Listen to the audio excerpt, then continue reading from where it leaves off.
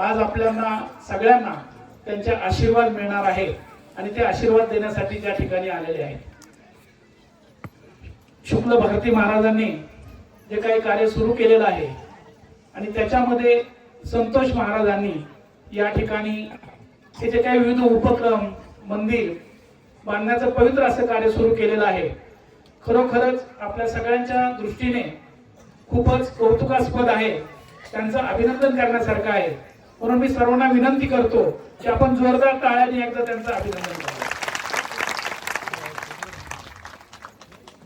आता ज्या ठिकाणी जे आपल्याला सुंदर असं कीर्तन सांगितलं ते योगीराज महाराज, महानंदी महाराज, महादेवनंद शास्त्री महाराज, दयानंद महाराज, विजय गिरीजी महाराज,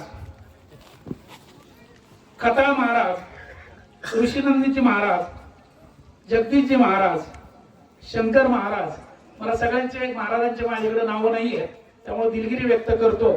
आपल्या सर्व संत महंतांचे मुंगसवाड भूमीमध्ये या भालगावच्या परिसरातील एक नागरिक म्हणून मी आपलं या ठिकाणी स्वागत करतो.